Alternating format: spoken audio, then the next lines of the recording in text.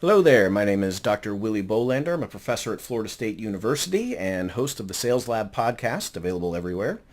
I'm also co-coordinator for the 2021 Global Sales Science Institute Virtual Conference, and we're putting these panels together. We're kind of excited about them. We've got some 20-something countries that are doing their own panel discussions, talking about selling in their own parts of the world. And I am in charge of doing the one for the United States. So I got to pick out some panelists that are really just people I really like, and I think they have good experience. I think they can really speak to the topic.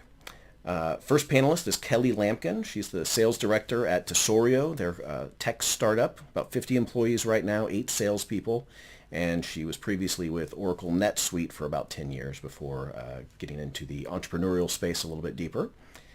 Next panelist is TJ Tyler. He's the Executive Vice President of Broker Sales at Inside Real Estate. Now, you might hear that name and think they're a real estate company. Actually not. They're another tech company. They have 225 employees, 30 salespeople, and he was previously with Zillow and Gartner, among some other companies, in a variety of roles. Next, we have David Orosco. He's the CEO of Brise's Empanadas. Very small sales force, about 2 of them doing most of what's happening right now. Startup. Food manufacturer, and they obviously work with a large number of partners to get things done, but those are not really employees. He was previously with UPS in Manhattan. And last but not least, we have Lee Sellers, the Director of America's Digital Sales for Citrix. I didn't get the number of employees, but they have 100 million users. So in terms of the size of that company relative to our other panelists, we would say big, very big. And prior experience with a number of other companies, including Dell Computers. Point this out because I want you to know that these people are experienced. They've got a lot of interesting thoughts, a good perspective, and hopefully you get something out of them sharing with us what it's like to sell here in the United States. Thanks a lot. Company. TJ, would you like to start us off? Or are you referring to like the goal behind my selling arm or the audience? Yeah, and I guess what it means to sell, what it is that you're selling, describe your market, customers, competitors. Are you selling a service? Are you selling a product? Is there something tangible? All of these sorts of, just an overview of what we're even talking about with your company. Sure. Sounds good. Yeah, at Inside Real Estate, we're a tech company selling software to real estate agents and professionals, teams, brokerages, and large enterprises. So everything from the biggest brokerages, real estate brokerages out there like EXP, which has over 40,000 agents, down to single agents that are independent and working by themselves. What we're selling is the software that allows them to do their business. And in the real estate world, because the majority of these agents are almost all contractors, independent contractors, they don't really have the big tech that you get from a big corporation. So they're often looking for that. And they're either looking for that from their individual brokerage or team, who would still need to buy from us or one of our competitors, or they're going out and they're getting it themselves. And that's why we serve kind of all those different levels, whether it's the agent, the team, or the brokerage entity.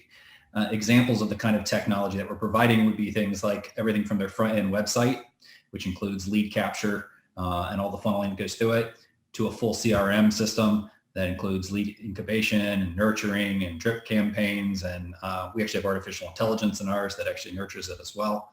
All the different things that comes with lead routing and distribution of those to different entities that are involved in that.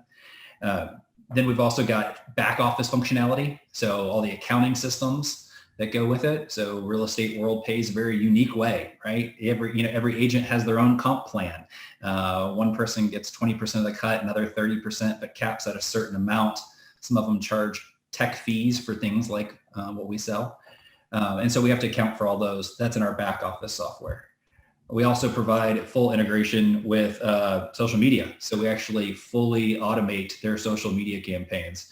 So if you're friends with anyone who's a realtor, and every now and then you'll notice that they post on Facebook or Instagram or something like that, a house that they just sold, a house that they just listed, or sometimes they'll post something that has nothing to do with real estate. And it's just a way of saying top of mind and working their sphere of influence, which is big in real estate. We actually do that for them. And probably the posts you're seeing weren't done by your friends. They were probably done by us doing something like this. So we actually automate all of that for them so they don't have to spend time doing that. And instead they can spend time with their customers. Then I guess probably one of the other components would be things like lead generation. So we have a whole host of lead generation tools both internal that are proprietary to us, as well as third party that we integrate with completely and partner with. So Facebook and Facebook retargeting, Google ads, and all the different ones that go with that. All that built into kind of a single sign-on technology. Good. So basically, you're looking for realtors that want to simplify their business and just get more time to interact with the people that they're trying to sell to. Absolutely. Do you have any major competitors in that type of an industry? Yeah, specifically, there's several. There's one called Sync, or known as Commissions Inc., which does some similar things. Boomtown, Moxie Works. There's several that are out there. Our bigger play is just kind of that we happen to be one that serves all angles, all customer sizes, and then we also have kind of a little bit more breadth of service in what we offer our customers. And that's our play into the business. Gotcha. All right, and let me drop down to Lee. So walk us through a little bit at Citrix, the selling function, your customers, your market, these sorts of things. So at Citrix, the 30-year-old company, and the foundation of the company was this thought that you should be able to work anywhere on any device across any network.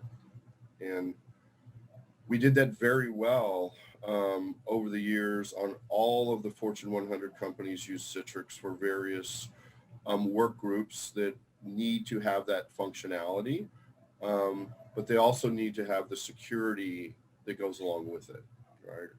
If you fast forward to 2020, and it's easiest explained via verticals, every hospital that uses electronic medical records that are so robust you cannot load on devices, they're all delivered virtually by Citrix. All of your financials, banks that want to have virtual tellers, all utilize Citrix. Schools that engineers need software that's very expensive that you cannot just give to them to load on desktops, in a lot of cases are all delivered by Citrix. And if you look at what happened in 2020, there was this huge need for people to work remote and work anywhere on any device across any network. So we did very well. And the things we've been saying, actually in a bad way, but we've been saying that that's the way work should be done. It shouldn't be a place. It should be a thing that you do. And then the proliferation of the cloud and all these different networks you work off of, we connect them together and allow you to get your content securely as well. So in one way, you could say we're the plumbing of IT that makes everybody's desktops available on any device across any network, anywhere they want to be. It's an interesting way to put it. And one of the questions in this group of questions is just walk us through your typical sales process. Could you do that for us real quick? And then we'll move on to Kelly. So we do a couple of things. We do have SDRs, business development reps, that call out on leads. We have a strong marketing engine. But our salespeople also prospect and build pipeline. And, because if you think about it, we're not a consumer brand, so we don't get the spillover from consumer advertising, right? And a lot of people on this call have that. So we actually have to go out and find problems, right, that we can solve. And then we bring in, we're a partner-centric business. And so we actually find the problems and bring in our partner community to help us solve the problems. And so if you think about the process, it's finding the problems, prospecting opportunities, agreeing on capabilities, right? Your traditional, what's the need? Is it something you want to do? One of our biggest competitors is do nothing, status quo. We have to test out proof of concept, either actually doing it or have social proof through our partner network. And then we do proposal, and then, finally in the traditional way through distribution, close opportunities. In our business, average sales cycle is about 90 days, but for current customers that are adding licenses, it goes quick. For brand new customers, it takes longer. So it's a big collaboration effort with our partner community that makes it happen. Our reps can be every one of their opportunities. They bring a partner in to help us with them. Perfect. Thank you. And Kelly, Same kind of question. Walk us through who you're targeting, what your solution is, all of these things. Sure. Yeah, so it's kind of interesting because Tesorio fits in a place after the sale's already happened. So very often you are the sales rep, you close the deal, you get the contract out. Customers don't always pay immediately. You might even negotiate payment terms as a part of your negotiation strategy as the sales rep, right? Now that gets passed over to an accounting team and they're responsible for actually collecting that cash. And customers don't always pay when they say they're going to. So that's what Tesorio helps you do, is it's basically like an outreach or a sales loft for finance. So they can automatically send out dunning reminders and campaigns to make sure that once the sale is closed, the cash is actually collected. And so that's the product that we sell at Tesorio. Our TAM, our target addressable market, is not unlimited. It is dependent on certain ERPs. Back-end provider. NetSuite, of course, is one of them. So because of that, because we have a very partner-centric way of selling, similar to what Lee just described, we do have a lot of dependencies in partnering with the right ERP provider, but then also in the ecosystem of other tools that are going to participate here. So for example, the invoice that goes out is not generated by our product. The invoice is generated by the ERP. The email that goes out to remind them to pay the invoice is generated by our product. So therefore, our sales cycle is very partner dependent. So we spend a lot of time building relationships with our partner ecosystem, making sure that they know that such a product exists, because the alternative is very often they're just manually sending out these emails, manually tracking when they think the customer will pay, manually forecasting that cash flow. Once they realize there's a better way, the leads often come to us from a partner introducing us into that account. Cool. Now, is there a focus on the type of business, or just anybody using those platforms, any type of business, any industry? So typically any company who's selling things on terms, meaning not immediately via a credit card, would probably find value for using Tesorio. And the dependency is that you would have an ERP that is compatible to ours. There are even use cases we're exploring where even if you do collect all up front, you still want to have predictive analytics on the cash flow forecasting, in which case our tool can also be used. So the TAM can grow as our partners grow. Yeah, so similar to what TJ described, it sounds like part of his product is like an ERP for a specific industry, like the real estate industry.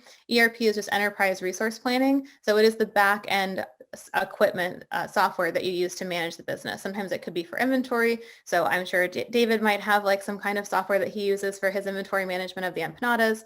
Citrix, I'm sure, has their own system as well. So it's really just how do you manage the back end of the business and then also communicate with the front end, which might be a CRM. Perfect. Yeah. Thank you. David, same question. Our process is a little bit more rigid, so we don't have maybe the luxury of being able to kind of reinvent ourselves across different ecosystems or partners. Ours is essentially 5 pillars of revenue streams that are associated with our venture. We make wholesale frozen food. Specifically, it was originally Colombian food. Then it grew to Latinx or Latino or Hispanic. And now it's also including Caribbean and Afro-Caribbean. So we're really anything below Florida, like we're probably making it now. And as a result, you have to have very delicate processes internally. These processes are regulated by the federal government through the Department of Agriculture for meat and poultry products, and through your local city health officials, and through the FDA, the Food and Drug Administration. But then there's also third-party audit groups called, one of them is called SQF, and stands for Safe Quality Food. And they come in and essentially regulate like your processes internally to ensure that the food can be sold to the masses. Once you clear all of that, then you can start selling. So that's why I give you the context, because without those regulations in place, you wouldn't be able to enter into our industry. As a result, those 5 verticals I alluded to are going to be food service, private label, retail/CPG, consulting or service optimization, and then some form of back-end process that I guess you can call back-end consulting, but it's a little complicated. So the main one, I would say about right now, 80% of our revenue comes from food service.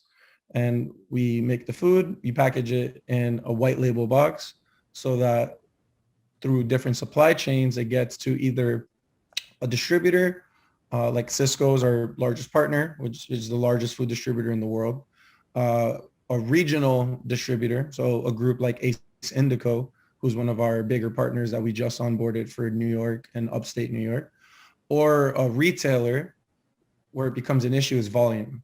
So because you make food at the mass level, not everybody is equipped to buy 2,000 pounds of food at any given moment. So dependent on who you work with, volume is what drives the conversation, and then volume is what drives pricing. So the more you buy, the better price we're able to afford because we can scale out those costs. On the consulting side and on that side of the equation, we really come in to try to help a lot of these businesses that are either buying our food sell the same food that we're trying to get them to buy through different, top of mind best practices, marketing efforts, cross branding with our name or with the Red Bull name for the New York Metro, for example, and overall optimization of their backend process, which is, like I said, the last component where we actually will analyze their buying processes, their internal decision making when it comes to not only food, but just how they run their business, so that we can come in and really be a value added service and not just buy my food. Instead, we really are partners with our end users to ensure that they will continue to be successful businesses. Perfect. Yeah, and at the risk of sounding like an educator, I guess I should point out you're in kind of a different, not only because you're not a tech company like the other panelists, but it's very easy maybe for somebody thinking about an empanada business to think that your customers are consumers. That's not exactly who you're selling to, right? So you're calling on the Cisco's, you're calling on the stadium owners, Mr. Red Bull himself, these types of people. Okay. Yep, exactly. All right. And I only want to spend a few more minutes on this first bucket of questions, but I would love to hear what sales methodology, approach, tactics, you can give it a name if you want to say, oh, we use spin selling, we use Challenger, we use Miller-Hyman. If there's something I've left out, I'm sorry. What is it that you use? Or is it some combination of everything? And I guess, well, we'll just keep going in that order. TJ, you want to kick us off there? Sure. We're actually going through the process right now of deciding what methodology we want to actually claim as ours, right? We've got some people who have been selling for a long time, but the closest thing to it would be kind of a situation I would say is closest is value selling methodology, which is very similar to most sales methodology about finding the decision maker and the timeline and the pain points and the goals. And then finding a way to differentiate yourself and putting together a plan moving forward. That seems to be the 5 or 6 common elements that are in there. I think we've explored a lot of them, and they're all good and they all have their ways of doing things. But I think at the end of the day, what we're trying to do with our audience the majority of the time is find those pain points and differentiate ourselves from someone else very quickly. Perfect. And that's you mentioned I know you've worked with Gartner in the past. I think that's one of their big things, which is kind of ironic given that they then bought the Challenger people. So now they're having to maybe juggle these multiple methodologies, but okay, that makes sense. Lee, how about you guys? So internally, we use what's called Counselor Salesperson that was developed by Wilson Learning for Citrix probably 15 years ago. And it combines a lot of different methodologies together. But it's also, when you have a large global company, you have to have a sales methodology, not just to sell, but also communicate, right? We have to forecast. And when I was at Dell, we had our own methodology. So we have to forecast all the way up to the CEO, right? So you have to have a methodology that's shared across a lot of regions and a lot of different verticals and enterprise, commercial, or digital sales. If you look at how we sell, Challenger is a big part of it, right? We teach that a lot, but also what's called selling the veto. So it's the very important top officer. And there's a gentleman that teaches it. He comes on site. And the reason we teach that is in order to really have an impact on businesses, we have to get in the C-suite. Because the stuff we do is transformational, and the C-suite are the ones that it really resonates with. Although we work a lot with IT and the functional work groups, but the big, large deals and the transformational deals especially once you get in the Fortune 500, we got to get to the C-suite somehow, right? And selling to Vito, that very important top officer, gets us there. Great. Kelly? Yeah, we have a number of methodologies that we're kind of combining at the startup level. I built a lot of my career learning about social selling, and actually Lindsay Boggs is a Citrix employee and fellow That's FSU right, yeah. alum, and he's a good mentor of mine in how I learned how to do social selling. I did it for a long time at NetSuite. What that really means is understanding the ecosystem, and especially the virtual ecosystem, especially during times of COVID. This has been incredibly important for us. So we spend a lot of time understanding, who our customers are, who they've bought from previously, if they've bought our product before, following repeat customers, having a methodology to identify if there's risk in the deal because there's a relationship with a competitor. These are all things that we triangulate, and we can find out a lot of it over social. And that really helps us have a very thoughtful way of engaging with our customer, both from listening and broadcasting. And then, of course, incorporating a lot of storytelling into how we do that. So we've really adopted social selling, which is kind of a newer methodology, I'd say, than the previous academic ones. Okay.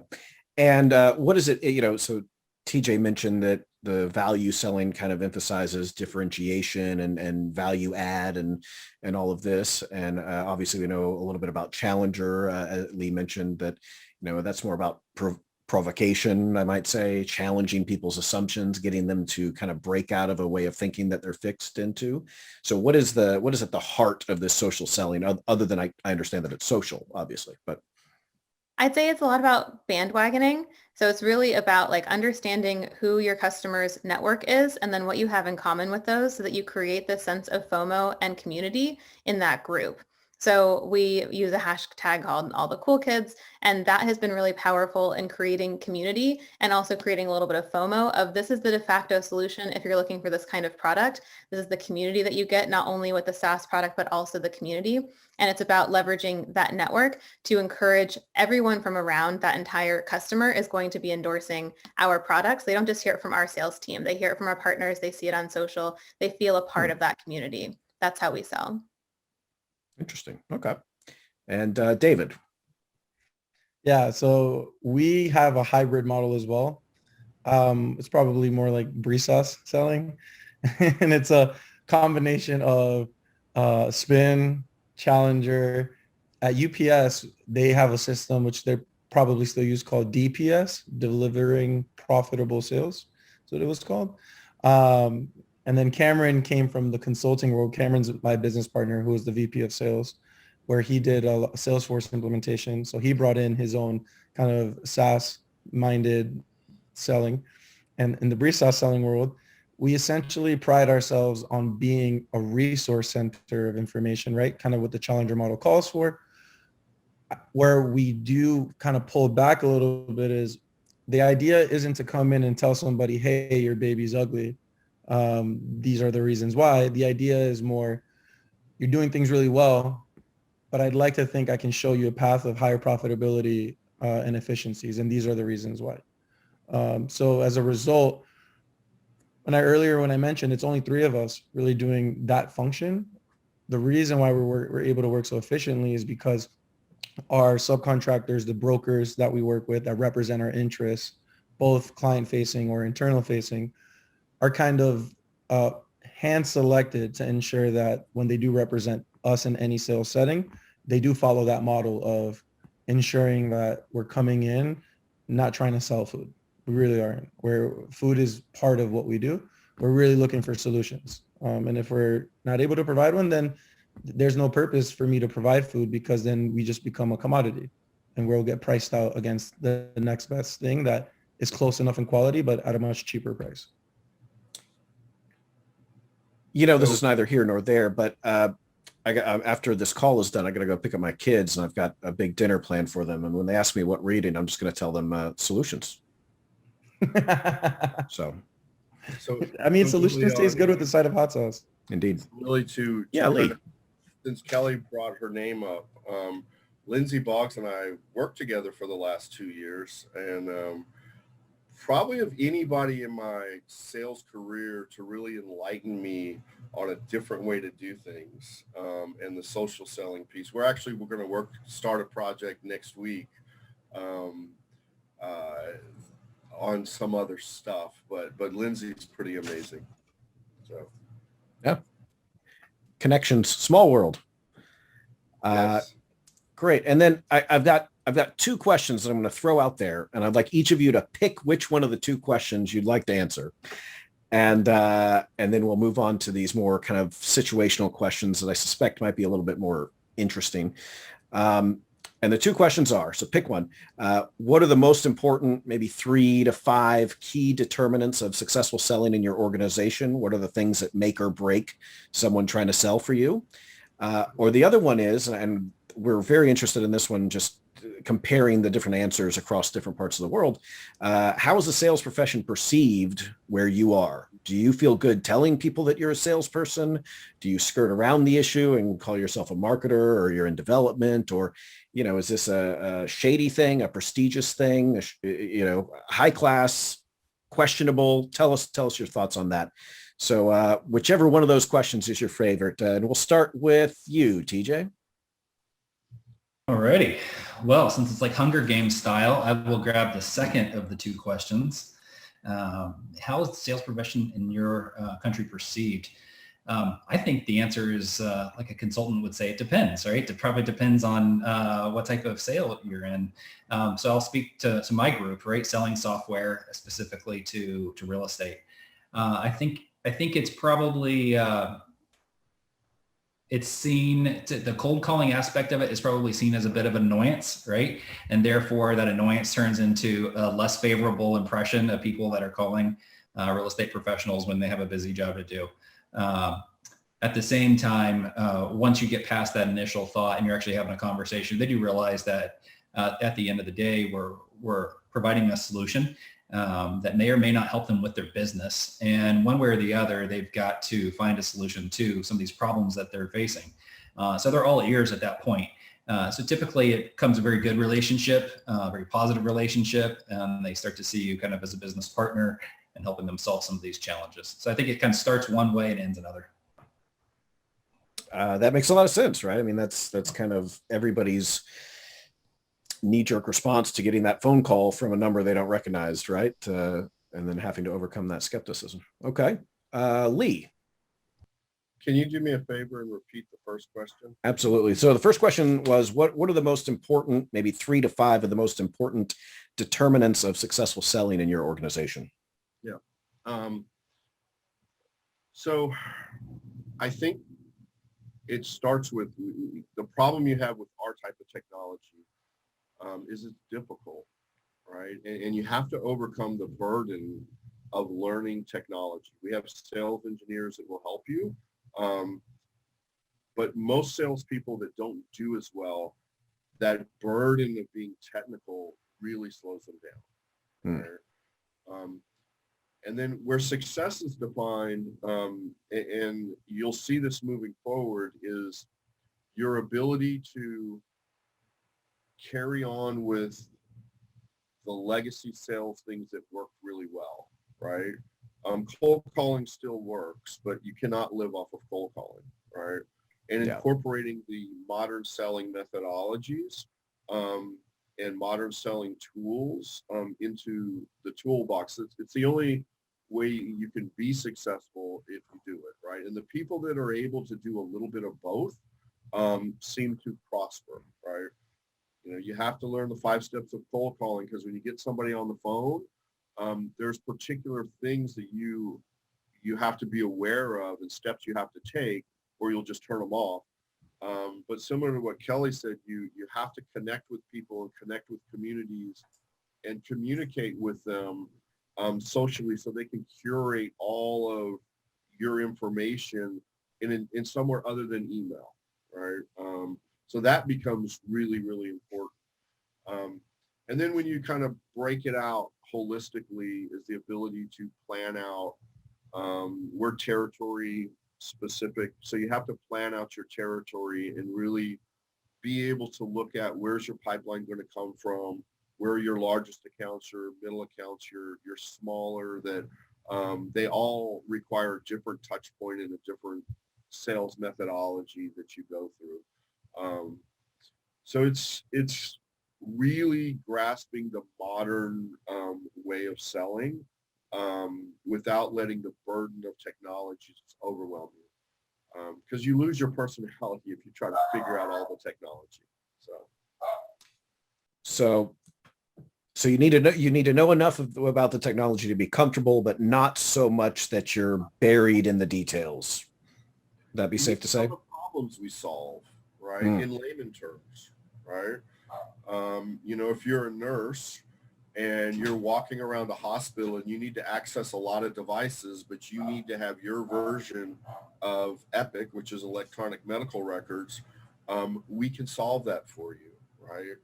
And if that software needs to be updated for insurance billing purposes, right, and it can be centrally located in the data center, and we can do that for you. That's not technical stuff. That's business stuff.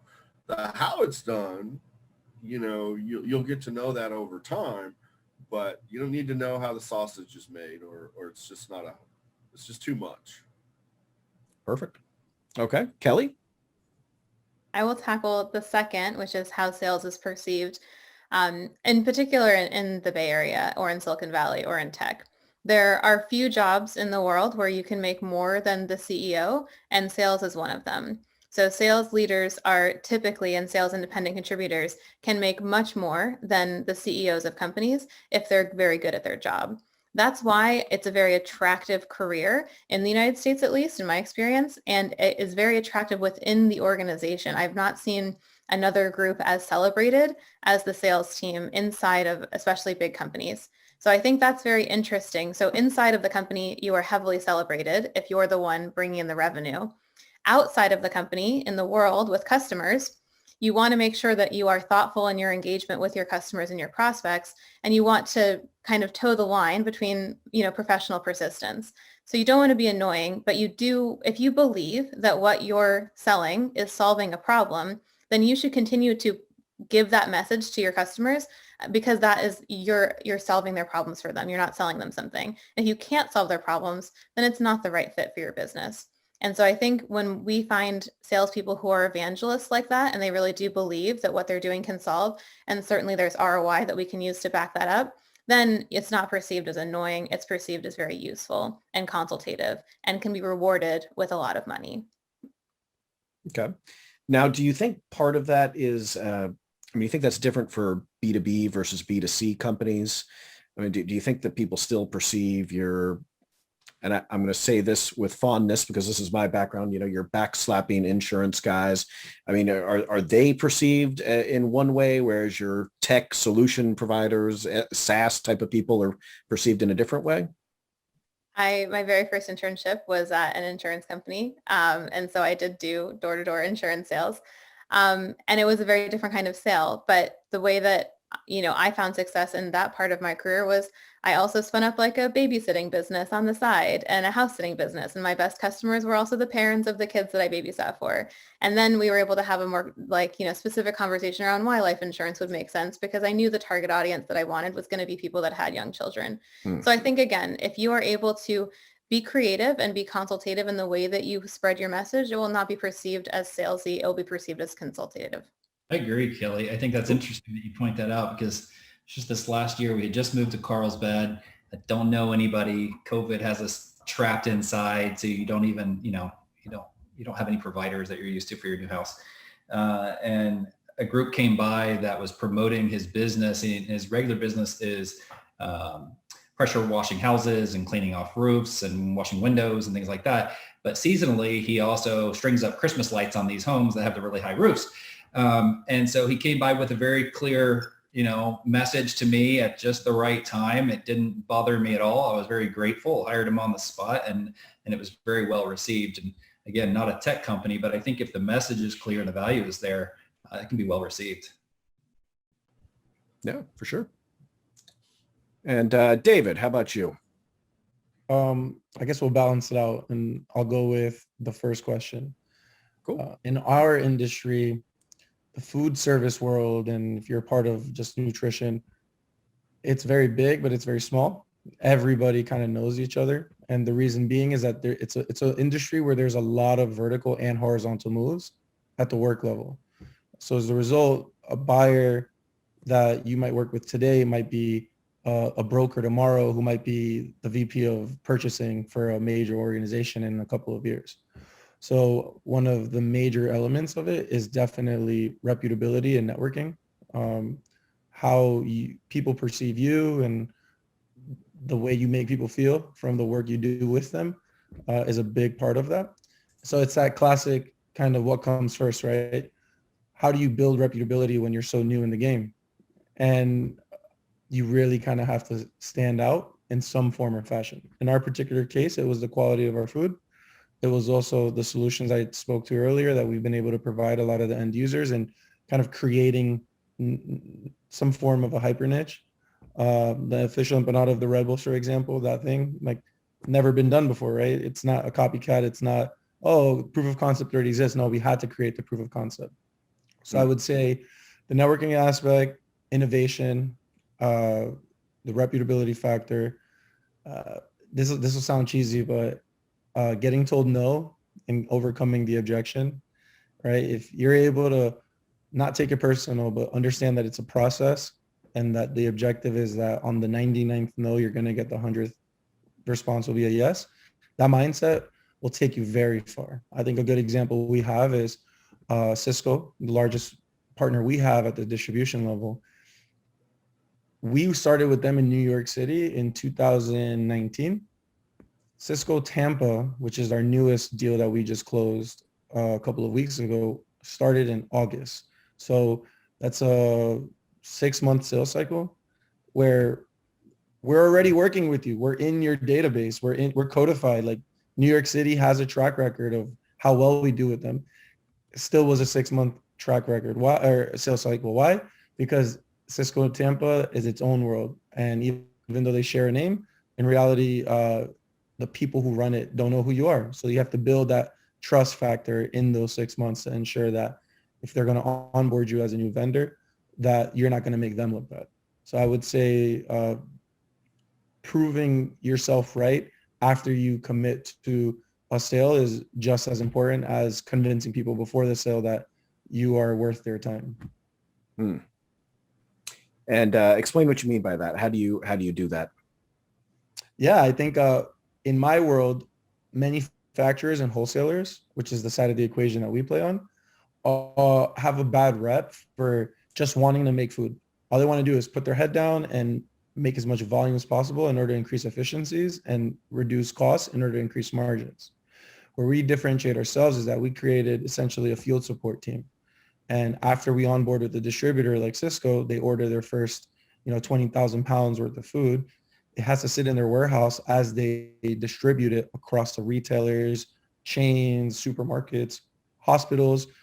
Columbia University is one of the biggest customers Cisco in New York has that we sell to through Cisco.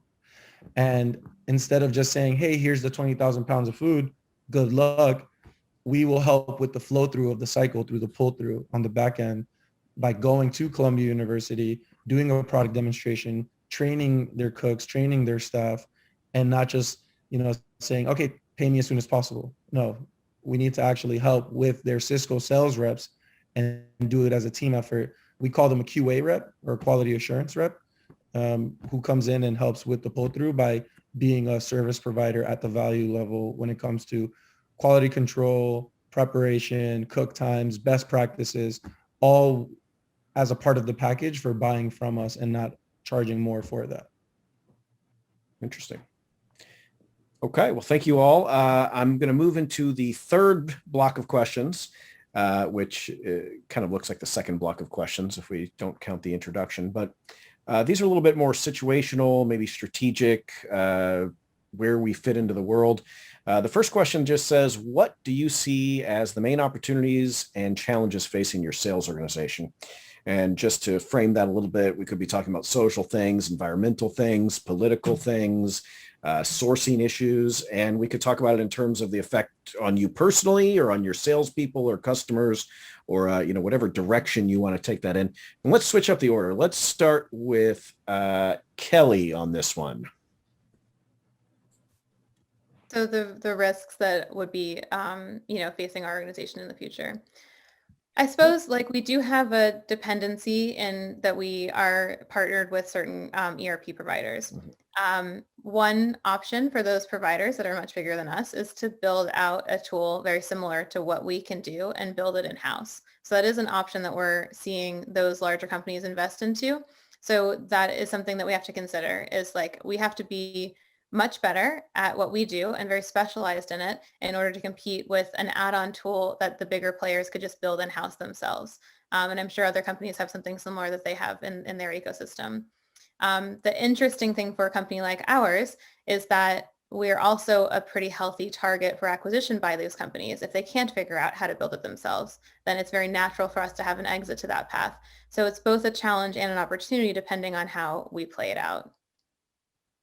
Interesting. So primarily competitive, or that they would not outsource it to anyone, that they would just handle it themselves. Any other factors creating opportunities or challenges for you? Well, I mean, the whole remote workforce is actually like a good opportunity for us. I think for many people who are selling very well virtually, it sets an even playing field against competition. Whereas like most of my meetings were in person over the last 3 years, and I was very confident that I'd won those meetings in that first meeting. And so that was a huge advantage that I had as like a field rep. Now, at least for us, like that is lifted for our competition. So we're not at a disadvantage in terms of a competitor having an on-site presence or a local presence that we can't have, which now means that we can hire much more geographically diverse, which also means that perhaps we can reduce our cost of sale, because now we don't have to have somebody in a high profile territory like San Francisco or New York City. So we can hire, talent that's diversely, spread across the United States. And we don't have a risk of a local competitor coming in at this time right now while things are not really in person, edging us out. So that's kind of interesting opportunity for us to take advantage of, but could shift as the world shifts. Well, that's interesting. I think we'll go to Lee next, because that sort of sets up at least one of the things I know you could say. I don't know if you will say it, but the fact that all of the pandemic, all of the quarantine stuff has kind of been completely aligned with Citrix's strategy all along to emphasize the virtuality, let's call it that, of work. So same question for you, Lee. Yeah, it's pretty interesting how COVID affected us. And tomorrow's actually the day that a year ago, I think we knew a little bit overnight, but it was, hey, we're all going remote. And we hadn't talked about it. We talked about it a little bit. We were digital sales inside. We had account executives that most of their business was in person. So they were changed. But most of my staff was digital sales, and we literally scattered overnight, right? And then we structured our day as if we were still in the office. We kept the same schedules, just virtually, right? And we did extremely well, but we had demand that found us. Literally, our lead volume went from 100 leads a day to 1,000 leads a day overnight. We were handling this influx, right? So we had the benefit. Demand and being busy as salespeople kind of takes away a lot of the interpersonal and how people are feeling about stuff, because they're just trying to keep up with business, right? So that just the volume helped us. So if you fast forward to now, it's going to be kind of interesting. And Kelly alluded to this a little bit, is that I think digital sales is going to be very, very attractive to people moving forward, because, that under 750 employee set that we focus on doesn't necessarily need an account executive. I may travel to visit partners and get into New York and Philadelphia, but my reps don't need to. So offices opening back up are actually going to be more challenging than us going virtual, because I can now do some very interesting things. I can do skip reviews with every salesperson now. In the office, I could never do that. Logistically, it's impossible. And I ask them all, how do you want to work? Well, I have 25 salespeople that every one of them wants to work differently, which is okay, but we've never been there before, right? Some of them want to live in the cities where we're at, Fort Lauderdale and Raleigh. Some of them don't. Frankly, some of them already moved. I'm like, you already moved. Did you buy a house? Yes, it's great. I'm like, but you're like 6 hours away from the office. I'm not going back to the office. And so it's going to be an interesting challenge. But if you think about digital sales now, you get the option of, I can recruit from anywhere, and I am, right? And I know a lot of salespeople that don't want to move to the East Coast, but now they can sell out of their house, and we're learning how to get the right equipment and the right tools and the right chairs and desks and all of that. But whoever combines the hybrid approach and gives people flexibility and rethinks everything has such a strategic advantage to talent. And in sales, talent wins. Whoever has the most talented team wins, and whatever happens probably Q4 and early 2022 is going to dictate who gets the talent, because the talent's going to go where it's set up the way they want it to. By the way, I have 40% of my people that want to work in the office. They do. They want to go into the office. 20% want to live in the woods and sell from the house in the woods. That's just their lifestyle. And the other 20 want some hybrid approach, right? But for sales leaders, it affects the recruiting. It affects the culture. We've learned how to do everything. And now we just have to make it a strategic advantage for our businesses, which is not that easy, right? When everything opens back up, right? Because what if I go into the office because they know I'm there and they want FaceTime? Well, you can't do that, right? It has to be an incubator. The office has to be an incubator that inspires people where they want to go in. Because if you force them to, then they're going to go work somewhere else, I think. Sure, other people think differently, but it's going to be a fun challenge. I like to solve big problems, and this is one I'm already thinking about working on, right? And I don't have the answer yet because there's a lot of inputs to it, especially with the large company. Yeah, that's great. David, how about you? Challenges, opportunities? Well, the pandemic sucked. I don't know how else to say it, especially for people in the food service world. I'm sure you've seen the reports that restaurants and hospitality was the second hardest hit industry, if not the first. Our sales declined pretty massively a year ago. We were talking about the 1 year anniversary of the country shutting down, the world shutting down. We had to pivot. So our original business model was business to business, wholesale, manufacturer/wholesaler, which is who we are, to distributors, the Cisco's of the world. And then they're the filter to break down the big 20,000 pound movements into cases, right? Into 20-pound movements, 10-pound movements. When our distributors dried up because the chain dried up, where they couldn't sell to the retailers in New York City who were mandated by the state governance to not be able to have indoor dining. And while people pivoted to takeout, we had to pivot as well. And then we became what's called DSD, direct store delivery. So direct store delivery is where we are now selling to the retailers and to the chains at that reduced level. But then that creates a side effect, which is a much higher cost to do business. So our margins just like depleted because now we have to hold inventory and sit on it while we figure out how we sell it. And then that leads to inventory that stays too long. And then we have to either donate, which obviously I'm 100% for helping causes, but from a business perspective, you can't donate 100% of your proceeds because then you now are the one needing the help, right? That's like a pretty normal stipulation when it comes to being an entrepreneur, is you can't sacrifice everything when you're trying to build a business. So our number one problem from the pandemic perspective was obviously the reduction in overall revenue across the board, not Brisa specific. And then number two is that because we're dealing with this virtual environment, which is really great for like everyone else in the chat, which congrats, I'm like super happy for you guys. Food is a physical item, right? So we work in an environment where being in person, training a chef in person, manipulating the food in person has real intrinsic value. As much as it'd be awesome to ship them a case of empanadas, jumping on a Citrix or on a Zoom or on a FaceTime, right? To teach you how to hold that empanada and cook it properly.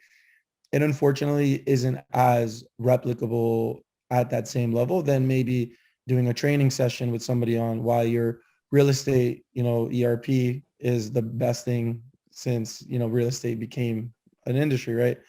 For us, there is an old guard of sorts where they do like traditional, more conservative approaches on trainings and education. And a lot of that has to do in person. That being said, I will say that the light at the end of the tunnel for us is that as the vaccines start to roll out, people have been getting smarter about interactions. We obviously practice social safety standards from the 6 feet to the mask to washing our hands after, which is already common practice in the food service industry. So for us, it wasn't difficult to adjust to the COVID friendly guidelines. There's this weird kind of effect where because customers feel safe around us because they see we take food safety so seriously at the COVID level, it creates this image that, well, that's how safe we must take our food processes internally. So as a result, it almost ends up being a value prop in a weird way. Okay. And TJ. Yeah, a little bit different situation, obviously different industry. Being a SaaS business, the pandemic actually helped us right off the bat. So last March, we had a 1 week all halt on sales, not voluntarily, but that's what the world encountered. And immediately a spike resulting in the biggest month in years in April.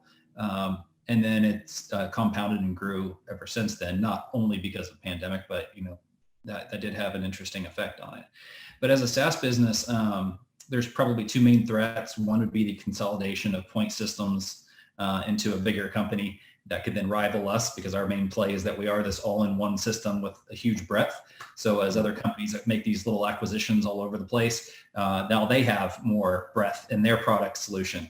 And so that becomes a rival situation. So obviously we're active in the M&A space, looking to sometimes counteract those by gobbling them up before they can, or beat them to market with a product that would nullify that win. The other threat would be the old build versus buy situation. So we have clients of all sizes, and our biggest enterprise clients are always evaluating that question, right? Should we buy from XYZ vendor or should we build it internally? And we'll always face this, as most people do. The good part, if it is, for us at least, is that it is a complicated thing to build an ERP, a CRM, website, everything that we do. And so far, those clients that have tried to do that normally come right back to us and partner with us in a different way in the future. So those are probably the two biggest threats that we face in our space. A couple opportunities, I agree with Lee. One is the ability to recruit the best talent right now. You got to jump on that. Our CEO said this last March, gathered us all together and said, look, right now is the time. Unfortunately, there's unemployment. People are losing their jobs. Great people are losing their jobs. Companies are going down. That makes people available that wouldn't have been available in the past. Even if we're not necessarily looking to hire someone in a specific position, if the right talent is there, we need to find a place for them and bring them on. So talent acquisition is a huge opportunity in the midst of all this.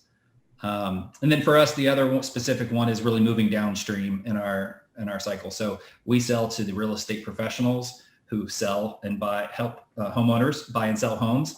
As we move downstream towards the actual homeowner or purchaser, finding a way for us to get closer to them at the transaction and be a part of all the little things that are involved in the home ownership life cycle.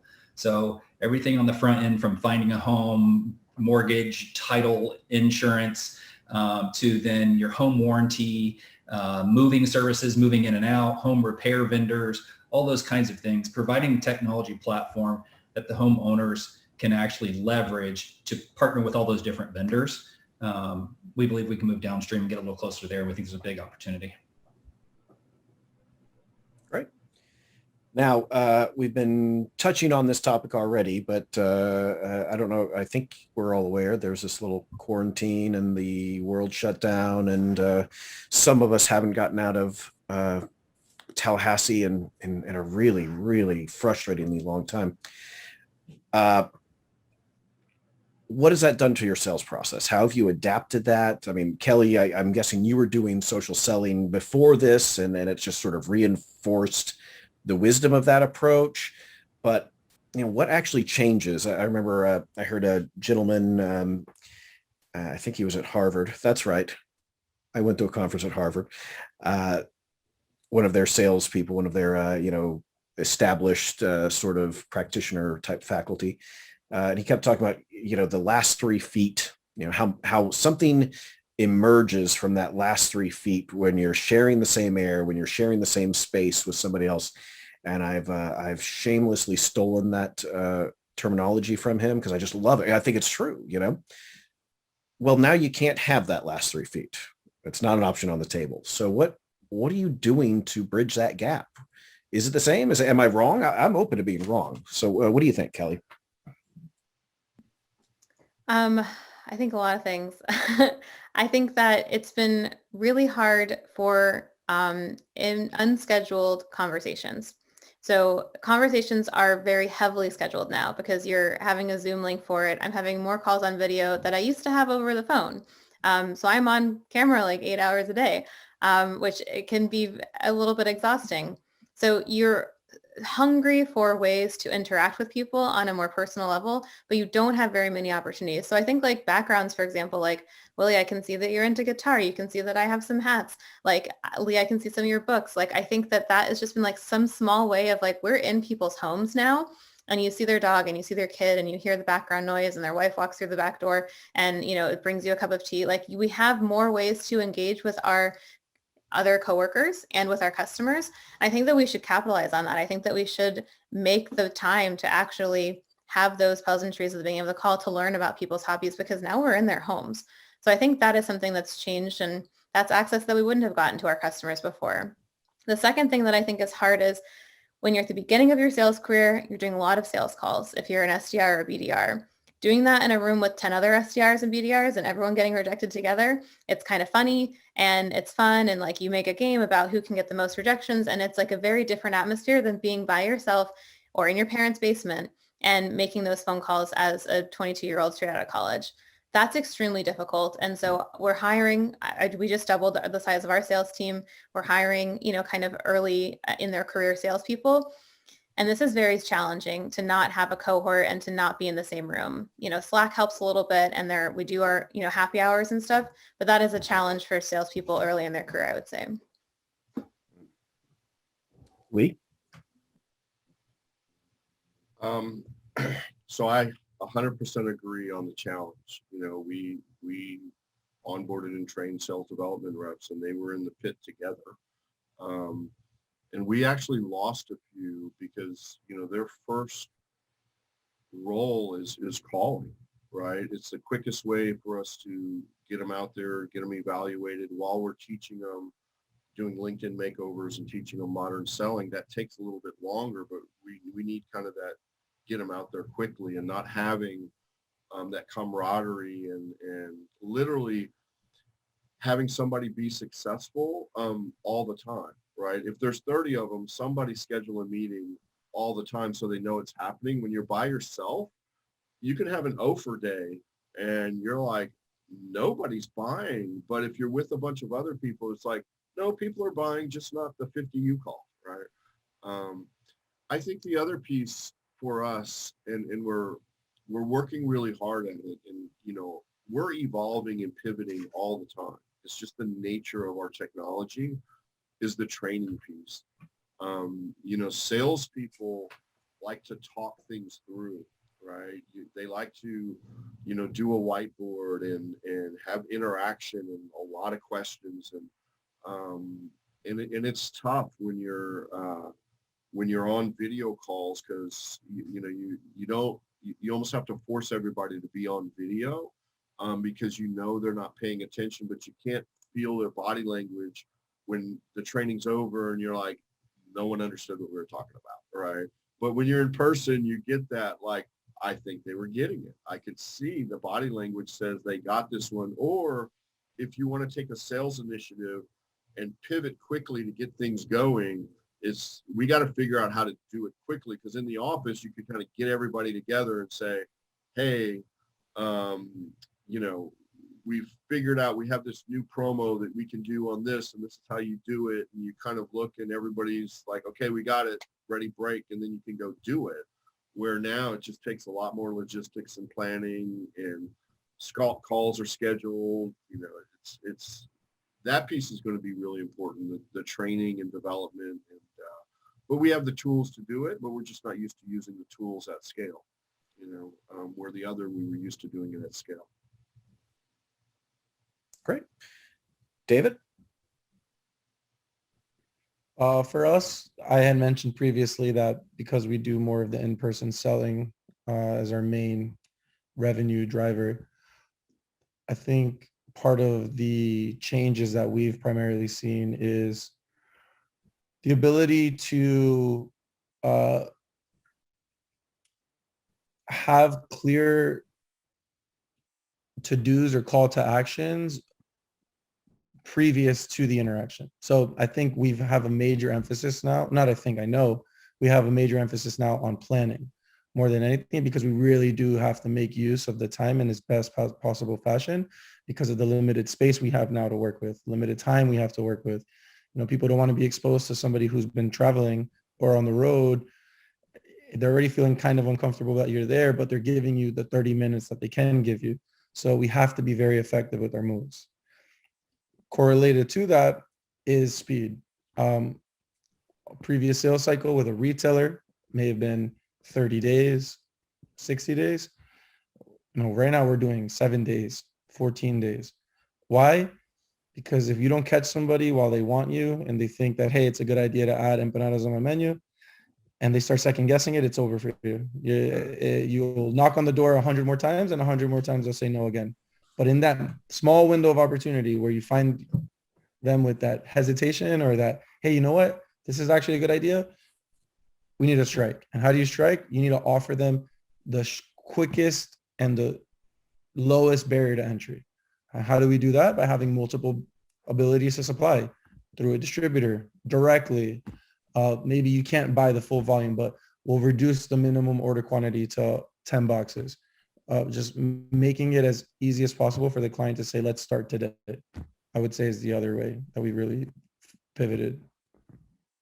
Good. Well, and that's a good point, right? Because when those situations happen, the enthusiasm doesn't decline; it evaporates, right? It doesn't. I loved you, but now I love you less. No, it goes. I loved you, and now I hate you, right? I mean, it's very bipolar, I guess. TJ? I agree with David. Deal decay is our term around here that we use quite a bit. I mean, and it just seems like deal decay is accelerated during this time. Maybe it's my imagination, but although it seems like based on this, you guys find the same thing. I think there's so many thoughts here, as Kelly said, right? And the pandemic didn't really cause the changes that we're seeing in the way business is done right now. It's just accelerating those changes that were already happening. We were already going virtual. We were already doing all these things. Now it just accelerated the speed at which that's happening. There's a lot of opportunities to leverage video conferencing and video sales for building rapport, as you pointed out. I think all those are true. There's negatives around the lack of kind of sales floor mentality there, right? The ringing of the gong in the room. So now you're finding new virtual ways to do that with technology like Slack and having win rooms and different things. Those are all there. We've seen quickly, there can be this negative effect of trying to quickly build camaraderie and culture, especially with new hires that first join a company. They don't have a physical image to other than a Zoom link like this, right? So they have a hard time kind of establishing who they are and what they're doing. So we're trying things where we're doing all kinds of interactive virtual painting sessions and scavenger hunts, whatever it can be to connect people at the human level through video in a safe way. But I think probably one of the things that we kind of saw right off the bat was that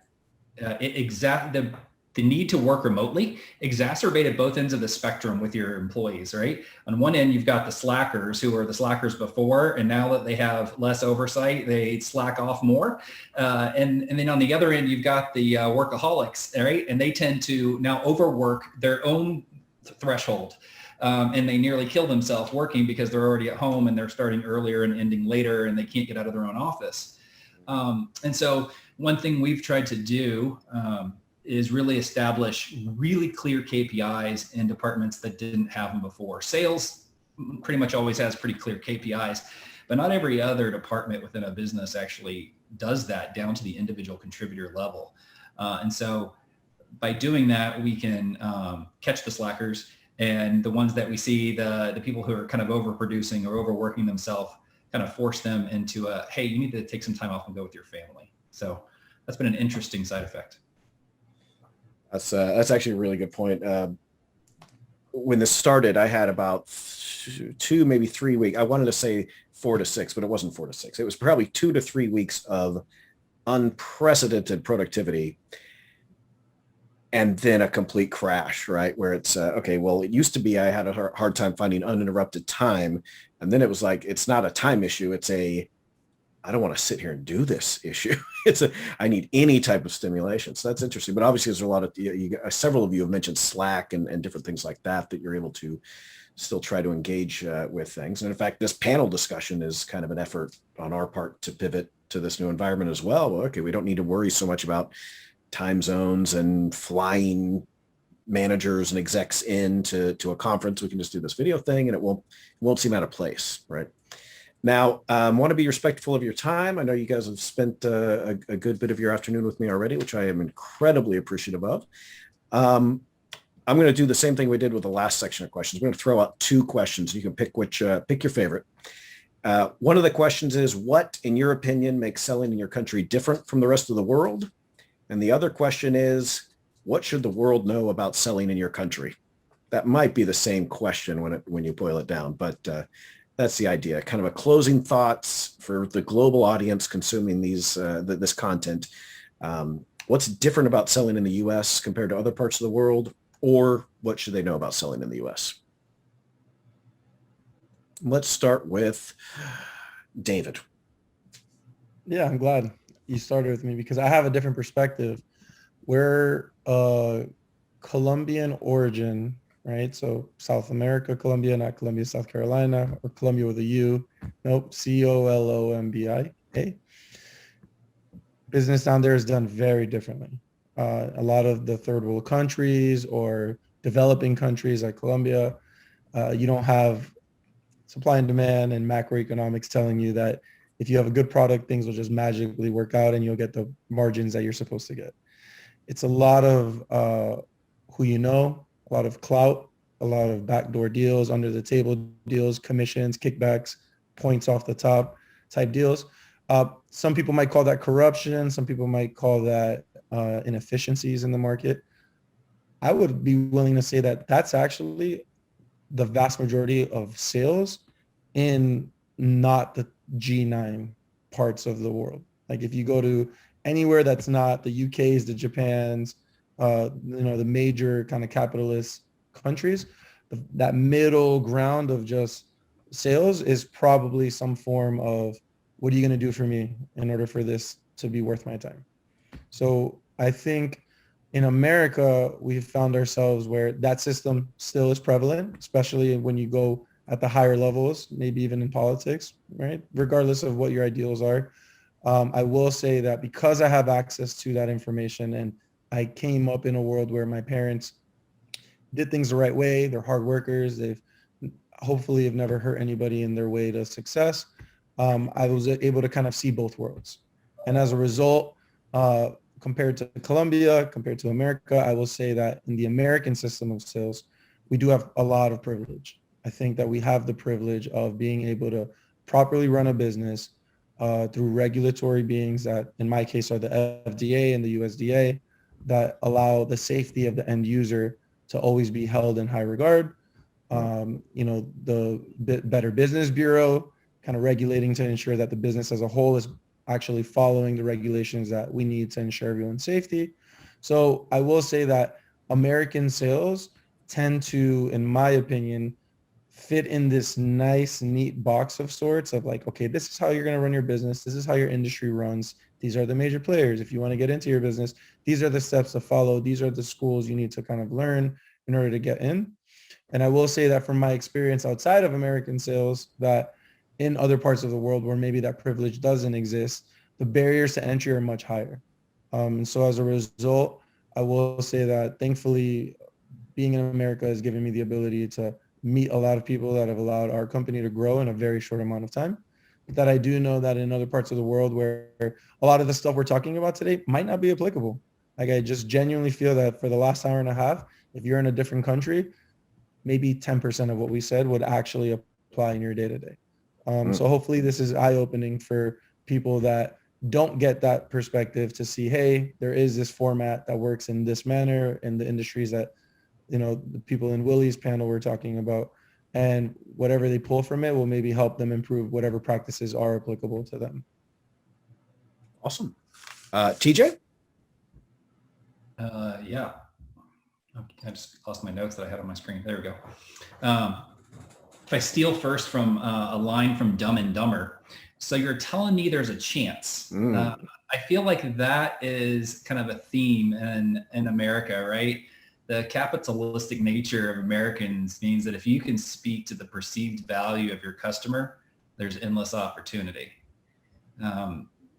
Everybody wants to make more money or get promoted, start their own business, etc. So in sales in America is about tapping into that value prop. If you can speak to that value prop, you're going to be successful and you're going to have a lot of fun. I'll leave it there. Great. Lee?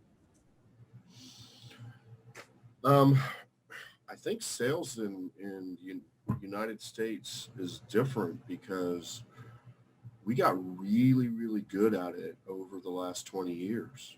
It used to be an aptitude thing, right? Is you had a personality, you had drive, you wanted to make money. You probably didn't want to get a 4-year degree, so you became a salesperson. And now we study our craft as much as anybody else. We read, I'm on forums, listen to podcasts, do this type of thing. We've all become professional salespeople, especially that top 20%. And when you talk to the community of professional salespeople, it's pretty amazing how far everybody's come in 20 years and how good the community is at their craft, right, in their profession. Unlike anywhere else, and I've been to other countries, both with Dell and Citrix, and it's nowhere near just the professionalism, education, and community of people that are elevating what salespeople do and the impact they have on businesses. Great. Thank you. And Kelly, you want to close us out here? Sure. Make it good. I would add to what everyone else has said, and I agree. We have, especially in the Bay Area and maybe also in the rest of the U.S., a huge amount of technology that is in our stack to help us besides just Salesforce or besides just a CRM. Like a CRM is the beginning of what salespeople are able to use now. There's so much technology that can automate, if somebody opened your email, you know about it. You can automatically have reminders go out to people. You can record your calls and use them for training purposes so the rest of your team doesn't have to shadow everybody's calls to understand what the top performers are doing. You can then analyze the language used in those calls to determine who's having a better close rate. There's so much statistics that can go into how we produce good results, and then so much methodology that goes behind that, and it's enabled by technology. So I would say, I don't know how other countries operate, but there's, especially in my industry selling into technology companies, we are a big customer of technology companies on our sales team. We subscribe to many tools, perhaps some duplicative tools, but it is a huge industry to sell selling software to salespeople. And that is an industry that might be unique to the United States. That's interesting. No, I like that. Well, you certainly see that with the growth of sales enablement, which was not a combination of words that existed just a few years ago. And now it's kind of ubiquitous. If you go anywhere on LinkedIn, sales enablement. I agree. That's interesting you said that, Kelly. I've literally been on 2 sales calls this morning looking to buy new tools. And I'm looking at how many of them already overlap with the other tools that I have and which ones can play and which ones don't. That's a very interesting point. It's fun to be a buyer. Part of my role at NetSuite was assisting with the things that we bought for sales enablement. And it was interesting to be like on the other side to be sold to. And salespeople are actually quite easy to sell to because we love tools that make our job easier. And it's very easy to get ROI when you're the revenue generating team. Perfect. I am out of questions. Does anybody have anything else they'd like to share before we call it a day? No? Thank you for inviting us. Yeah, no, I really deeply appreciate you guys